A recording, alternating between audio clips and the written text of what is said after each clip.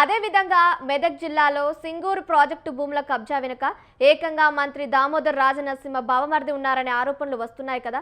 అసలు ఆలయం పేరుతో ఎంత భూమి ఆక్రమణకు గురైంది? దీనిపై ప్రతిపక్షాలు ఎలాంటి ఆందోళనకు సిద్ధమవుతున్నాయి? అటు రెవెన్యూ, నీటిపారుదల శాఖ అధికారుల స్పందన ఏంటి అనే దానిపై మరిన్ని అప్డేట్స్ మా ప్రతినిధి యాదగిరి గౌడ్ లైవ్ ద్వారా అందిస్తారు. చెప్పండి యాదగిరి గౌడ్. Good morning. ఏదైతే సింగూరు ప్రాజెక్టు మరమ్మతుల కోసం ఖాళీ చేయడం జరిగింది. ఈ ఖాళీగా ఉన్నటువంటి సింగూరు ప్రాజెక్టు పరివాహక ప్రాంతం ఏదైతే ఉంటుందో అదంతా కూడా దిగువ ప్రాంతం అంటే ముప్పు ప్రాంతం ఏదైతే ఉంటుందో ముప్పు ప్రాంతం అంతా కూడా పూర్తిగా కబ్జాకు గురవుతున్న పరిస్థితి మనం చూస్తా ఉన్నాం.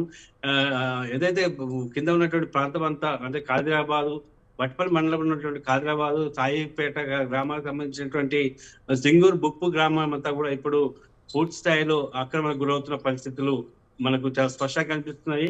ఏదైతే దేవుని పేరు మీద దగా జరుగుతున్నటువంటి సందర్భం మనం చూస్తా ఉన్నాం.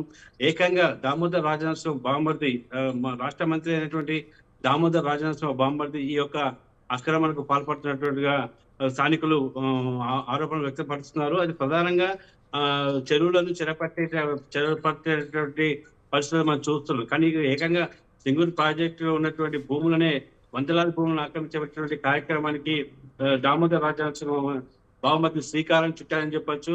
అక్కడ ఉన్నటువంటి అనేక ప్రాంతాల్లో అక్కడ ఉన్నటువంటి భూములను చదువు చేస్తున్నటువంటి పరిస్థితులను బట్టి చూస్తే ఖచ్చితంగా భారీ మొత్తంలో భారీ ఎకరాల్లో అంటే వందల సంఖ్యలో ఉన్నటువంటి ఎకరాల భూమిని చెదపట్టేటటువంటి కార్యక్రమం వాళ్ళు చేపట్టారు.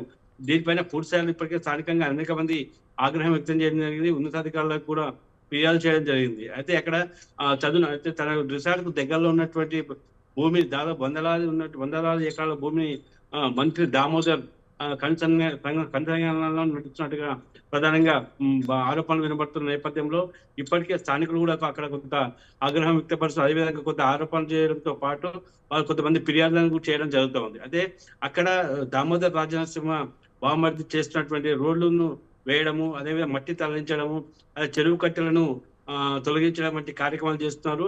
అంతేకాకుండా అక్కడ ఆ ప్రాంతంలో ఏదైతే స్ట్రీట్ లైట్లు ఏర్పాటు చేయడంతో పాటు తన ఫామ్ హౌస్ కు దారిని ఏర్పాటు చేయడం అటువంటి జరుగుతూ ఉంది.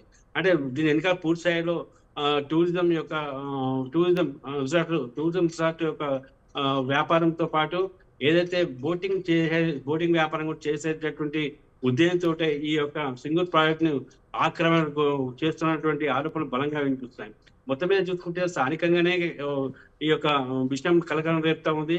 ఏకంగా సింగూరు యొక్క సంబంధించినటువంటి భూమిని ఏదైతే దిగువ ప్రాంతంలో ఉన్నటువంటి ముప్పు ప్రాంతంలో ఉన్నటువంటి ప్రాంతం అంతా కూడా పూర్తి స్థాయిలో FTL లో ఉంటుంది. ఈ FTL లో ఉన్నటువంటి ల్యాండ్ ని అధికారుల అండదండలతో దామోదర్ రాజనరసింహ సంబంధించినటువంటి బావమరిది కబ్జా చేయడం అటువంటి విషయం కూడా అది ప్రతిపక్షాలు కానీ మిగతా పార్టీలు కానీ ఏమాత్రం సహించట్లేదు. దీనిపైన పూర్తిగా మాజీ ఎమ్మెల్యే క్రాంతి కిరణ్ కూడా ఇప్పటికే కలెక్టర్ ను సంపాదించి ఫిర్యాదు చేయడం జరిగింది. అక్కడ ఉన్నటువంటి గ్రామస్తులందరూ కూడా ఏకం చేసుకుని అక్కడ కొంత ఆందోళన చేయడం కూడా జరిగింది. మొత్తం మీద చూసుకుంటే కనుక మంత్రి స్థాయిలో ఉండేటువంటి దామోదర్ రాజనరసింహ ఈ యొక్క ఘాతకానికి పాల్పడడం అనేటువంటిది దానికి ఉన్నత స్థాయికి సంబంధించినటువంటి ఇరిగేషన్ శాఖ అధికారులు అదే రెవెన్యూ శాఖ అధికారులు పూర్తిగా సపోర్ట్ చేస్తున్న నేపథ్యంలో ఈ యొక్క భూ కుంభకోణంగా మనం దీన్ని పరిగణించవచ్చు.